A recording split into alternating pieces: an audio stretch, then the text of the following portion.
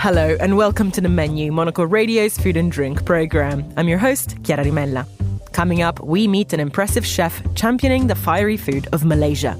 The more I cooked, the more comfortable I felt, the more I understood what I could bring to it and what I could change so that the audience here would fall in love with it faster.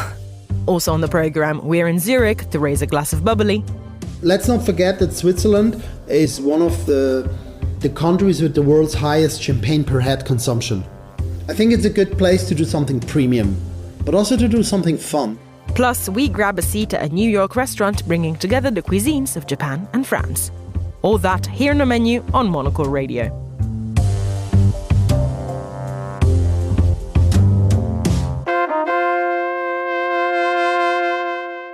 Plenty of chefs follow quite a formal route into training, and for many of them, that means learning the intricacies of classic French and Italian cooking.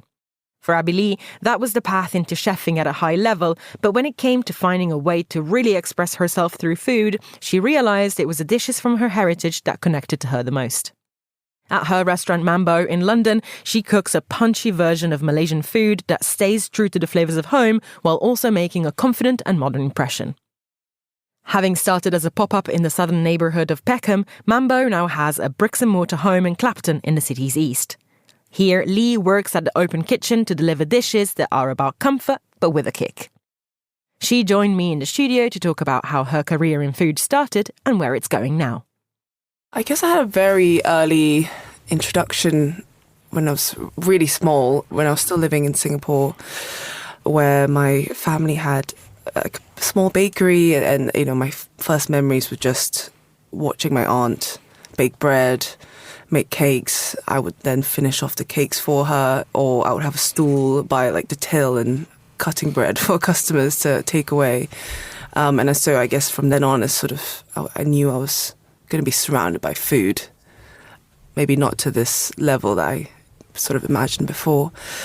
But things got sort of put to a pause, and you just get on with school and life, and then you move on to university, and I would think I was doing something that I wasn't really passionate about, and my mind, I just had to entertain myself and started cooking for myself as therapy, I wasn't feeling very good at that time, and baking, and I sort of realised this is something that can make me, get back into my body and just sort of feed my soul. And I think from then on, I knew cooking would be the one path that I would take, just because it's physical, and I could finally focus all my energy and just feel so in the flow, which I've never experienced before.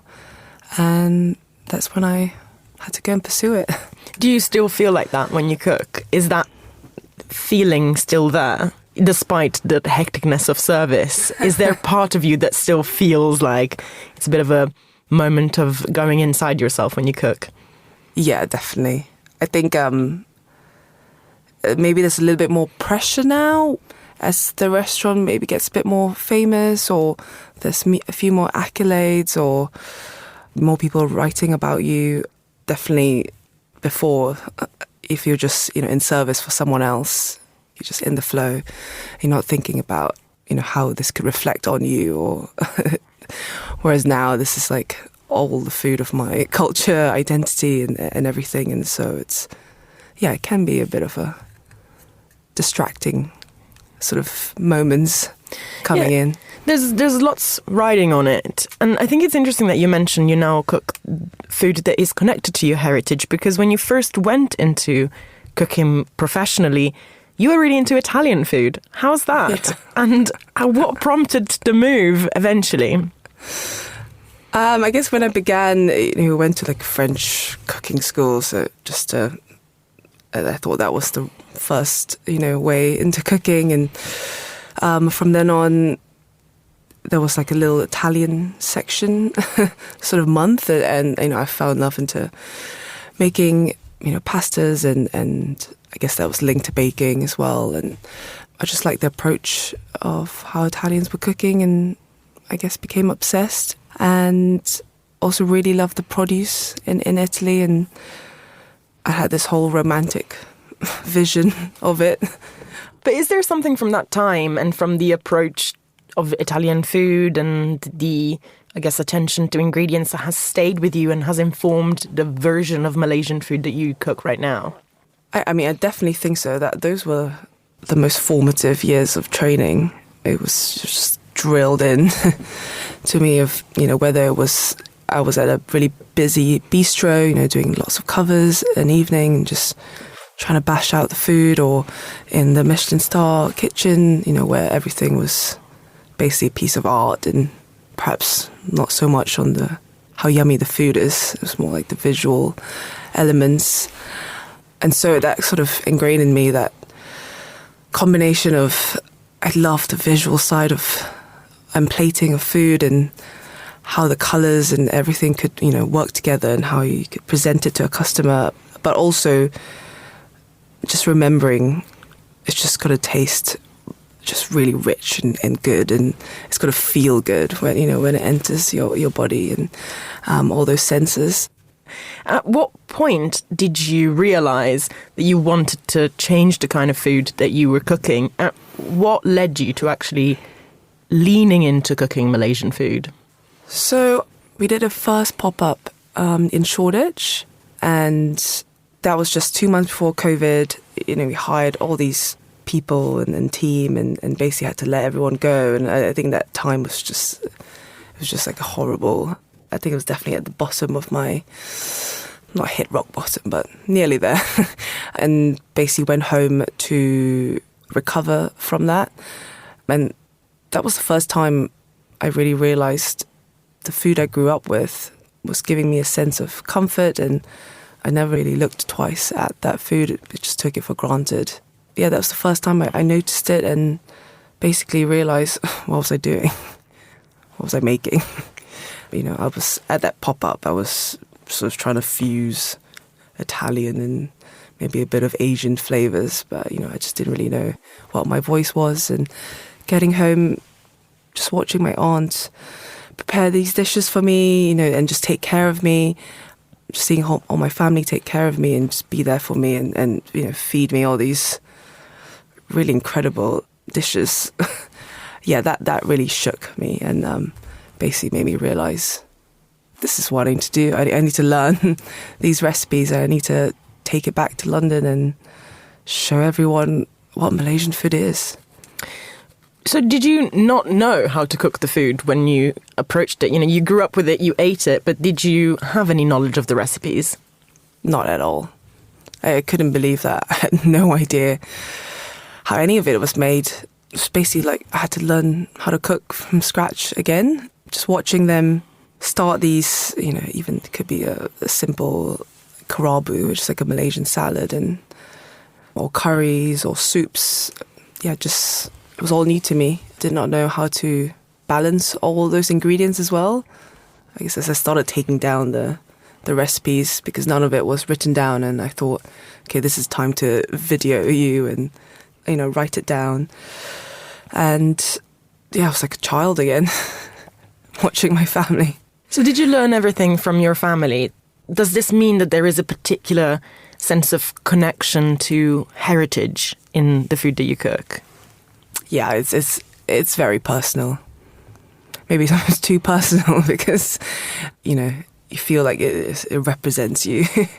So maybe you could take it personally if someone doesn't like that certain dish, which, you just have to shake it off. It's not you. But half of the menus will usually be very personal recipes learned from mainly my aunt, who's basically absorbed all the recipes from my grandmother. So she's like the vessel. And so I'm just mainly inspired by her and take all my advice from her. It's interesting. Earlier you said a word which I think perhaps we don't talk about enough in this studio, which is voice. What about your style when cooking Malaysian food? Obviously you've taken these recipes that existed in your family, but where's your input in it? How do you modernize it? Are you modernizing it? I think at the start I didn't think I would be modernizing it. When we first opened in Peckham, I pretty much just took the recipes I had learned, adapted it to the ingredients we have here, and, just adjusting the recipe, because you're still not fully comfortable with cooking the cuisine with your own voice. As we talked about earlier, I was just, pretty much just, rejigging it. But then, as the menus were coming along, because we had to have such a short menu, it gave us the space to keep changing the menus every month and a half. And as more dishes came on, and I felt more comfortable and maybe felt less like a fraud, because I was so early on cooking this food. And I had never cooked in a real Malaysian restaurant kitchen. You do feel like you're a bit of a fraud. But the more I cooked, the more comfortable I felt, the more I understood what I could bring to it and what I could change so that the audience here would fall in love with it faster. Yeah, how important is the fact that you felt like you had almost like a duty to the audience as well? You mentioned before that you wanted to bring the food back to London. Is there a part of you that generally feels this sort of pride and the sense that you want to encourage that discovery? And do you genuinely think that Malaysian food is still somewhat undiscovered beyond the country's borders? Yeah, I think it's a pressure that I'll put onto myself, but because the view on Malaysian food, the food that people have only got familiar up to is, the roti canais and rendang and laksa and, a few more like rice-based dishes and maybe something very quick to go, like Hainanese chicken rice, very just like casual one plate or wonton ho, that flat rice noodle stir fry. I just felt there's just, Malaysian food has so much complexities. The specific part of the cuisine I shine light on the Nyonya cuisine itself, chefs used to take probably 2 days just to make one dish, and the artistry and skills that it takes to make all this food, it's basically, Michelin level. And so I really felt like I need to shine a light on the more complex sides of the cuisine. And, if I can refine it and I can present it in a way, that customers are willing to pay for here, I was going to go for it. That was Abby Lee speaking to me in the studio at Midori House. You're listening to The Menu. Many people enjoy drinking a glass of champagne at soirees and parties, and while there's no denying that's a perfectly delectable way of enjoying this kind of wine, there's also room to delve deeper into how to appreciate this tipple in the best way and what the latest developments in the industry are beyond the big, renowned houses. That's why Zurich-based Dan Roznov has launched his series of events, Champagne and Friends, where wine enthusiasts can come together to find out more about exciting bottles and make connections along the way. Monocle's Alistair McQueen met Roznov to get his take on the best pairings, glass shapes and insider tips to enjoy champagne, and of course, to toast to the occasion. Save water, drink champagne announces a sign on the western side of Lake Zürich in the Enge district. Freelance creative director and champagne enthusiast Dan Roznov certainly took this maxim to heart when he founded his Champagne and Friends event series in the city in 2017. For him, it was a way of building on his relationships within the luxury lifestyle industry and a chance to flex the fizz for an audience willing to learn more about champagne, make new connections, and have an effervescent time while doing so. This ticketed event is held annually at the George Bar and Grill Penthouse right in the city centre. Attendees range from Roznov's champagne friends to C-suite leaders, executives in the luxury lifestyle and creative industries, to the country's leading sommeliers. The nights also feature a range of refined amuse-bouche and artisanal bites sourced from local producers to go with those most charged of glasses. Why did he decide that it was Zurich that needed a little zing? Well, I'm from here, so I wanted to do something cool here that hasn't been done yet. I hope so, at least. Let's not forget that Switzerland is one of the countries with the world's highest champagne per head consumption. It's only the 8th biggest market, only with 6 million bottles imported every year. But as I said, since it's a premium market, people have a bit more money to spend. I think it's a good place to do something premium, but also to do something fun, because Zurich is not known as the most fun city on earth. Dan Roznov's passion for holding a party is evident, but the events are more about learning, networking and fun than unrestrained bacchanalian excess. What kind of people was he hoping to attract with these events, and who usually attends them? They're usually somewhere between 35 and 45 years old. There are really, really wine lovers. So there are people who can tell you, I like Pinot Noir from Burgundy, or they like, I like this Italian region or this grape. You can feel they love it and they have a bit of knowledge. The people I love and my favorite guests, they're all very social creatures and they love champagne and wine because they love to share it. Sharing is caring, with style. For Dan, putting on these events requires him to travel to the Champagne region in France, talk to the producers and stay informed of the latest movements in the sector. What are the trends he's noticing in the industry? The demand for artisanal small grower champagnes has gone crazy. It used to be kind of niche, secret tip, and these growers have all become now so famous that you literally can't find these bottles. Demand has eclipsed supply. Crazy prices, like champagne used to cost £80, and you're like, what are you talking about? For someone who has both an in-depth and holistic perspective of champagne, what advice would he give to other drinkers? Most people drink them in flutes, which is a crime, and usually just very quickly, worst crime. You actually drink good champagne out of a white wine glass. You don't drink it too cold, certainly not at 5 degrees. So if you consume a champagne at ice cold, the only thing you will ever taste is acidity and sugar. By 8 or 9 degrees, out of a good glass, not with strawberries, with something fatty. If you're in London, fish and chips and champagne is the greatest thing ever. The delectable array of food on offer, selected in conjunction with the chefs at the George Bar and Grill, also complements the night's bustling cocktail bar vibes. What other food pairings would he recommend?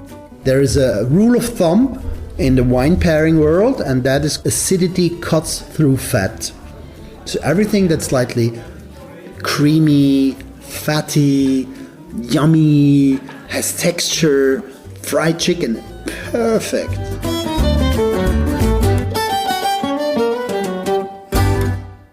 Thank you, Alistair. This is the menu.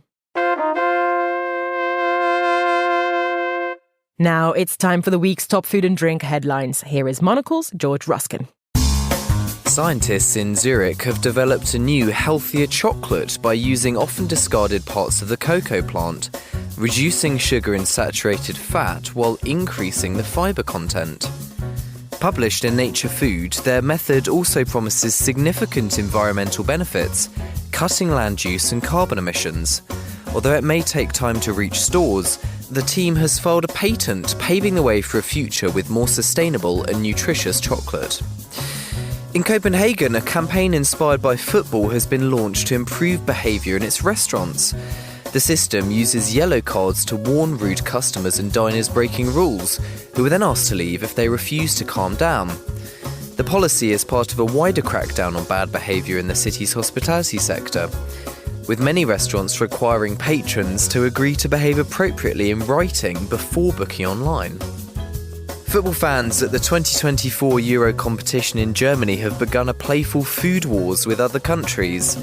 Fans are taunting each other by desecrating iconic national foods such as snapping spaghetti and breaking baguettes.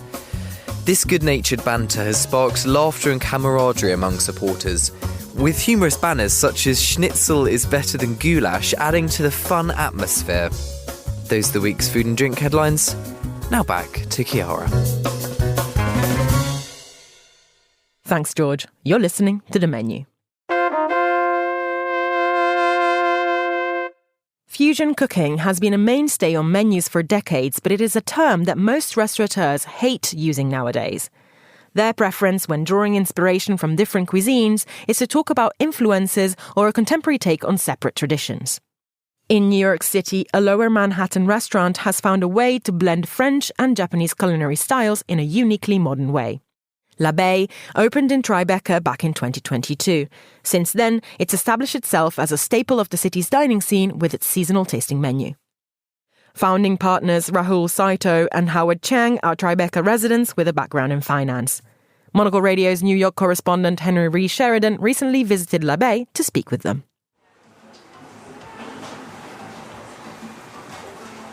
My name is Howard Chang. We are at l'Abbaye restaurant in New York. My name is Rahul Saito. I'm one of the owners of the restaurant. We are sitting right at the bar at l'Abbaye. So our restaurant, our chef is Japanese. His name is Mitsunobu Nagae. He grew up in Japan, but he trained in France, and then he worked in Tokyo, he worked in New York, and he worked in Paris as well. So the food we serve here, we're very intentional in the way we describe it. We call it a French restaurant with Japanese influence. So you'll find very traditional French dishes like seared foie gras and stuff like that, but we lighten it up with Japanese ingredients and Japanese techniques. So for example, there's a foie gras that we serve right now. It's a very classic piece of seared foie gras, but we have a reduced blood orange reduction, which has very strong acidic taste that will lighten the richness of the foie gras. And we also have some spring vegetables that also come with it to make it much lighter and celebrate sort of the spring season. A lot of the ingredients we use are from Japan and from France, but you won't be able to really say this is a fusion restaurant because most of the dishes will be French. You'll recognize touches of Japanese techniques and Japanese ingredients, and really people come here and they say, well, I love the food, but they will come in expecting to be a Japanese restaurant or a fully French restaurant, but when they come and they enjoy an experience, they really come away saying this is a very unique place. I can see the French touches, I can see the Japanese touches, but nothing that really defines it, which I think really reflects on Chef Mitsu's culinary heritage. So how did the kind of French-Japanese hybrid approach come together initially? Where did the idea come from?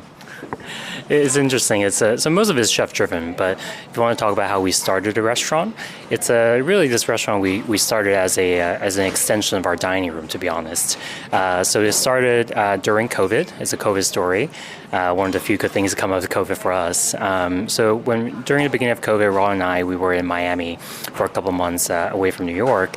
When we came back to New York in July of 2020, we figured there's no restaurants to eat, right? We're still in the height of the pandemic. There was nothing to eat. And we said, I can cook, but you don't want to eat my cooking every day. And so we reached out to Chef Mitsu, who at the time was working at another restaurant that was shut at the time. I said, hey, what are you doing? Are you working? And he was considering going back to Japan, and we said, it's a waste, right? If he goes back to Japan, he will never come back to New York. So we invited him into our home. Basically, he was our private chef for a couple times a week, and it grew out of our kitchen, our home kitchen. He impressed us very much. We invited friends over, we had great dinner parties, and really evolved from there, right? We say this restaurant is an extension of our living room because it really started in our dining and living room. And the cuisine really is what Chef Mitsu wants to do, right? He is a classically trained French chef, but he has Japanese heritage and worked in Japan as well. And so he likes to use some of his Japanese ingredients, some of his Japanese sensibilities into the classical French training that he's had. And so I would say really the food is very chef-driven, and the French-Japanese nature of it is because of his heritage and training.